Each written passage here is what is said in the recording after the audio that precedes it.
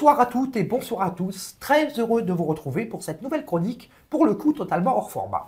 Je ne sais pas si vous vous en rappelez, mais il y a longtemps, dans une lointaine galaxie, dans une planète qui aujourd'hui n'existe plus, on avait évoqué les différents jeux vidéo qui sont sortis durant les années 80 et au tout début des années 90. Édité notamment par la société Doumark, avec l'aide d'autres studios informatiques essentiellement britanniques. Alors on avait parlé à l'époque du jeu de plateforme tiré de la séquence de poursuite de Mayday dans View to a Kill, jeu à ne pas confondre d'ailleurs avec le jeu textuel qui avait été conçu par notre ami Raymond Benson, une adaptation toujours sous forme de jeu de plateforme tiré de Tuer n'est pas joué, et naturellement le trio de hits qui sont restés vraiment comme les modèles du genre dans la saga James Bond à cette époque-là, à savoir l'adaptation sous forme de jeu de bateau de Vivre et laisser mourir, l'adaptation de Permis de tuer en 1989 et l'adaptation de L'espion qui m'aimait en 1990. Il faut constater déjà que Permis de tuer et L'espion qui m'aimait ont à peu près la même architecture, c'est-à-dire ça reprend par le menu les différentes scènes importantes du film. Mais la différence de production des deux produits ont été un petit peu différents, même si l'équipe de développeurs est sensiblement la même, même studio de production forcément, notamment les deux frères jumeaux programmeurs et graphistes, à savoir Anthony et Christopher West, qui ont travaillé à la fois sur Permis de tuer et à la fois sur L'espion qui m'aimait. Voilà, ça c'était important de le préciser parce qu'on a sensiblement les mêmes produits. Même si cela dit, avec un an d'intervalle, L'espion qui m'aimait est beaucoup plus qualitatif d'un point de vue graphique, d'un point de vue scénario, il est plus dans l'esprit de James Bond, etc. Et il est vrai aussi que Permis de tuer avait été développé pendant le tournage du film, raison pour laquelle les développeurs et les informaticiens s'étaient basés uniquement sur le scénario et les rushs, qu'ils avaient pu consulter d'ailleurs et voir à Pinewood, en présence de Cubi Broccoli. L'espion qui m'aimait, c'est un petit peu différent. Le jeu est sorti un an plus tard, je veux dire, la base de travail, ça a été les éditions sur VHS et les éditions à l'époque en laserdisc. Donc on est sur deux produits qui ont été développés de manière totalement différente. L'espion qui m'aimait était sorti 13 ans après la sortie du film, alors que Permis de tuer était sorti au mois d'avril 1989, c'est-à-dire presque 4 mois avant la sortie officielle du film. Donc globalement, par contre, les deux produits sont assez conformes, voire très conformes à l'esprit général des films, en reprenant, comme je l'ai dit, les scènes emblématiques, mais on est sur deux produits quand même assez différents, avec un produit qui est légèrement plus qualitatif que l'autre. Et je veux dire, vous aurez à la fin de cette vidéo et dans la description de la vidéo les liens de téléchargement pour l'émulateur Atari ST et le jeu lui-même. N'hésitez pas à installer ça sur vos PC et vous me dites en commentaire ensuite ce que vous en pensez, etc., etc. Et je veux dire, il y a quelque chose aussi qui est hyper important, et c'est quelque chose que je fais régulièrement dans les différentes vidéos, ou qu'on fait lors de nos directs, etc. C'est surtout de recontextualiser un petit peu le produit dans son époque. Aujourd'hui, c'est vrai que ce genre de jeu peut paraître complètement dépassé techniquement, obsolète, voire ringard, enfin peu importe le qualificatif qu'on peut leur donner.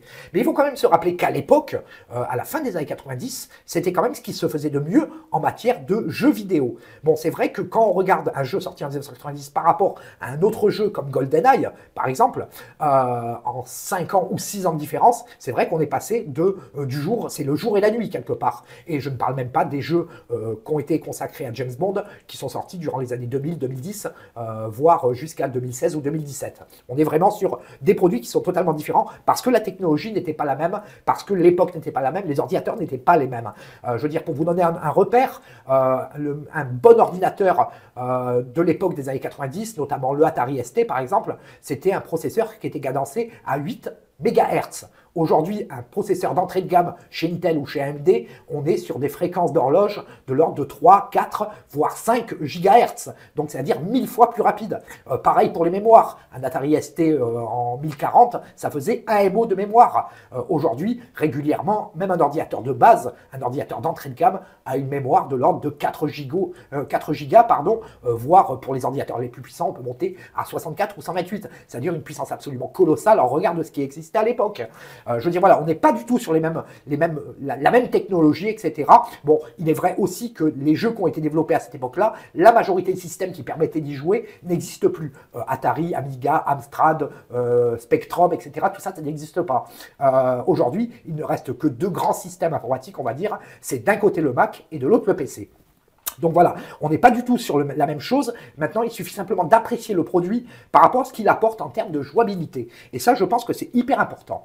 Donc, je veux dire, une fois que j'ai dit ça, je vais vous présenter un petit peu les grandes séquences du jeu, voir ce que j'en pense, comment, en tant que joueur, j'ai ressenti les choses à l'époque, et on conclura donc cette vidéo. Sachant que je tiens à préciser aussi que je n'ai pas découvert les jeux lors de leur sortie respective en 88, 89 et 90 pour l'espion qui m'aimait, mais disons qu'on m'a offert un pack de jeux sous forme de coffret vraiment de finition très luxueuse, où les 3 hits dont j'ai parlé étaient regroupés sous un même emballage. Je veux dire, c'était quelque chose vraiment de super qualitatif. À l'époque, on m'avait offert ça pour Noël, donc Noël 1991, et ça coûtait 399 francs, etc.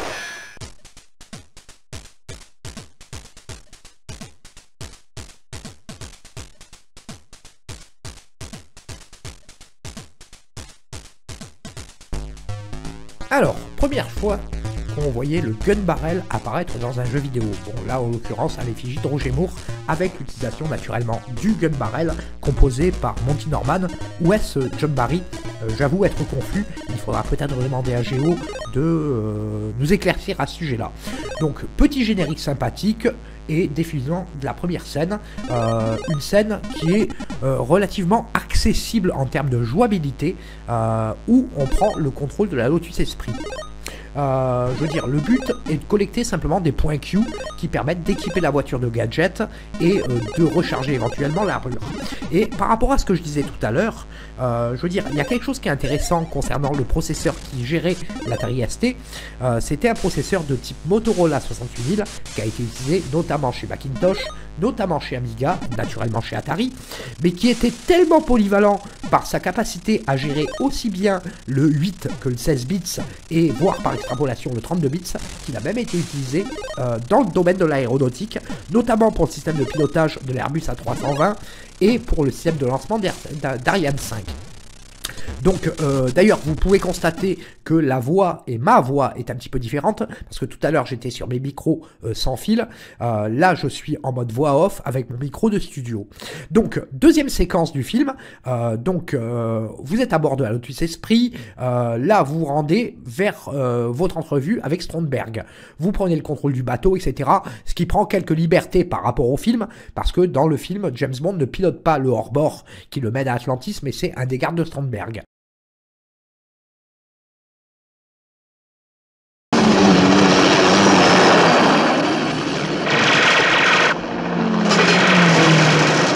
Ever got the feeling somebody doesn't like you?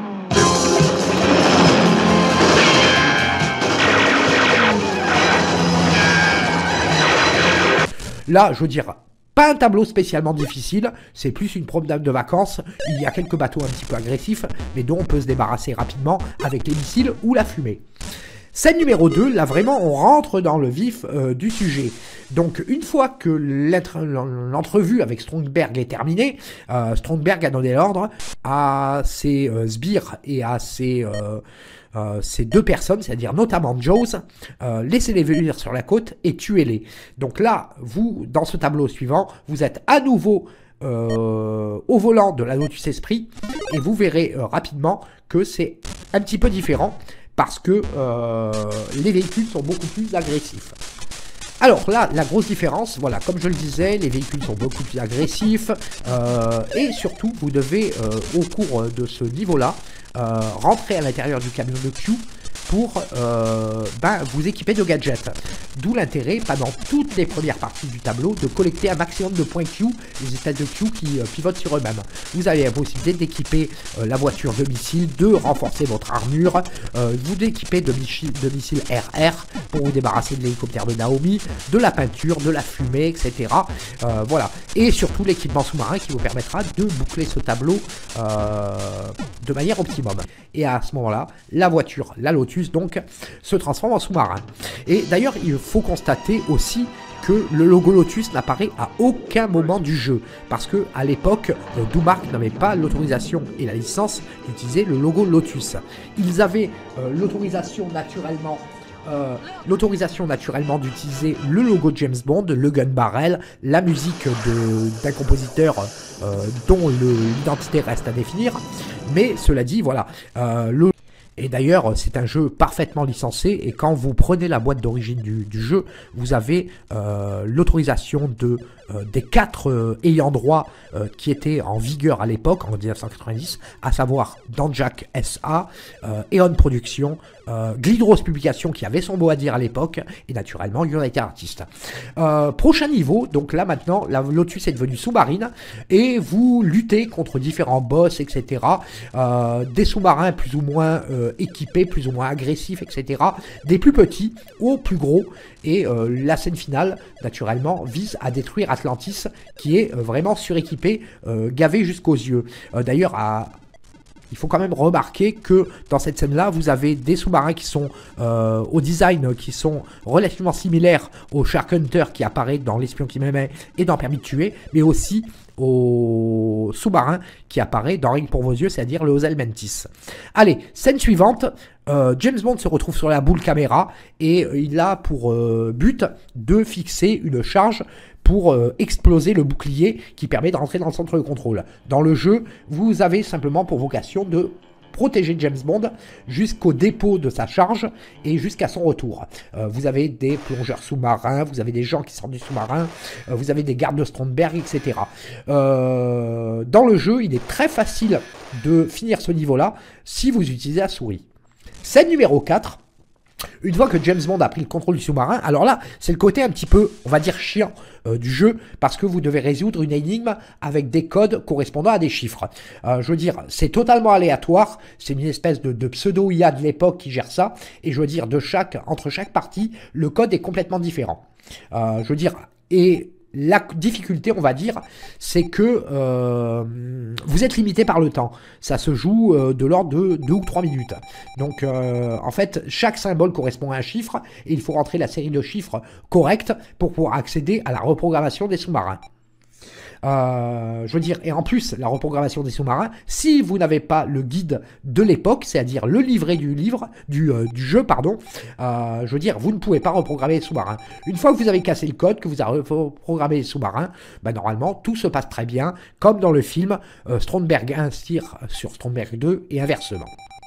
Scène numéro 5, une fois que les sous-marins sont reprogrammés, que toute menace nucléaire est écartée, ben vous êtes à bord du wet bike, enfin sur le wet bike. Je veux dire, là aussi, pour une question de droit, le logo qui appartient à Arctic Enterprise, c'est-à-dire le logo wet bike, n'a pas pu être utilisé pour une question uniquement juridique. Donc sur ce tableau-là, rien de compliqué, il y a encore le principe des boss, etc. Vous devez détruire des bateaux, éviter les obstacles, etc. Voilà, donc rien de compliqué, beaucoup plus accessible d'ailleurs que le niveau sous-marin, parce que détruire l'Atlantis dans le deuxième niveau, honnêtement, c'est vraiment très complexe. À titre personnel, j'ai dû peut-être m'y reprendre à 200 ou 300 fois pour réussir enfin à vaincre l'Atlantis. Là, je veux dire, on est à peu près sur le même niveau de complexité que la séquence aquatique identique sur License to Kill. Je veux dire, il suffit simplement d'éviter les projectiles, etc., détruire les ennemis. Vraiment, pour le coup, rien de compliqué. D'ailleurs, je ne comprends pas la logique du jeu qui veut que le deuxième tableau soit beaucoup plus compliqué, voire quasiment impossible à franchir par rapport à tous les tableaux supérieurs, c'est-à-dire le tableau 3, 4 et 5. Là, à ce moment-là, vous arrivez dans Atlantis, et je veux dire, il est temps d'en découdre avec Jaws et Stromberg en particulier. Donc nous sommes à la scène numéro 6, je veux dire, nous sommes dans les couloirs d'Atlantis, et là aussi, on repasse à la souris pour se protéger des gardes de Stromberg, dont d'ailleurs certains ont un physique très proche du Shandor de L'espion qui m'aimait. C'est assez perturbant d'ailleurs. Shandor n'apparaît absolument pas dans les corridors d'Atlantis. Là aussi, de grandes libertés prises par rapport au scénario original. Donc voilà, vous vous séparez des gardes de Stromberg, vous pensez régulièrement à tirer sur les chargeurs pour recharger votre arme, etc. Parce que si vous vous retrouvez à court de munitions, c'est aussi embêtant que se retrouver à court d'armure. Et voilà, surgit enfin notre ami Jaws, là aussi de grande liberté par rapport au scénario du film. Vous devez lui tirer dessus pour vous en débarrasser, ce qui n'est pas forcément le cas dans le film. Donc là encore, des gardes Stromberg qui apparaissent, etc. Je veux dire, ça demande surtout plus de rapidité que de dextérité. Et Stromberg apparaît, et vous avez la chance de pouvoir admirer Anya, et là, pour le coup, le graphisme ne rend pas honneur à la beauté de Barbara Bach. Je veux dire, voilà, il y a encore des gardes de Stromberg, etc. Et une fois que vous êtes débarrassé des ultimes gardes de Stromberg, ben, désormais, Anya étant sauvée, le jeu est désormais terminé. Voilà, je pense qu'avec ça, j'ai fait le tour de L'espion qui m'aimait, donc en version Atari ST, produit donc par Doumark, avec la collaboration d'une petite société qui s'appelle The Kremlin. Je pense qu'avec ça, vous avez un aperçu global de ce qu'était le jeu à son époque. Donc là encore, je vous l'ai dit, comme je l'ai précisé en début de vidéo, lien de téléchargement de l'émulateur et du jeu dans la description de la vidéo. Alors après, voilà, on peut en penser ce qu'on veut. Je veux dire, moi aujourd'hui, c'est un jeu avec lequel je joue encore. Bon, sur PC certes, parce que je n'ai plus d'Atari ST, mais je veux dire, c'est un jeu qui me donne toujours autant de plaisir, parce que c'est relativement ludique, c'est plaisant, ça renvoie pleinement à ce qu'est le film. Il y a un côté très réminiscent qui est pas désintéressant, je veux dire, et voilà, c'est pas des jeux prises de tête où il y a besoin de grosses réflexions, etc. Je veux dire, moi, c'est quelque chose qui m'amuse encore beaucoup. Bon, même si, comme je l'ai dit, bon, c'est vrai que techniquement, on est très loin des standards actuels en matière de jeux vidéo. D'ailleurs, bon, je tiens à préciser que je ne m'intéresse plus réellement à l'univers du jeu vidéo depuis le milieu des années 90, parce que vie professionnelle, vie privée, etc. oblige, j'ai plus vraiment le temps de passer des heures devant une console ou passer des heures devant un PC. Même si par principe et par goût, je préfère jouer sur PC que sur console. D'ailleurs, actuellement, je n'ai absolument plus aucune console à mon domicile. Donc voilà, comme à l'accoutumée naturellement, n'oubliez pas, si la vidéo vous a plu, de la partager, de la commenter, de liker, abonnez-vous à la chaîne si ce n'est pas encore le cas. Ah oui, et j'oubliais une dernière chose, bah finalement dans le dernier tableau, dans la dernière partie du jeu, finalement on a une fin, une fois que vous avez réussi à remplir toutes les missions, qui est parfaitement à l'image et de la conclusion du film, et je vous laisse découvrir ça. Je vous souhaite à toutes et à toutes une excellente soirée.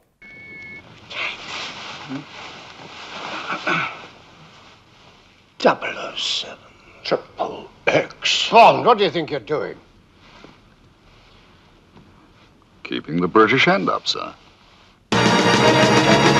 Nobody does me better. Makes me feel sad for the rest. Nobody does it half as good as you. Baby, you're the best.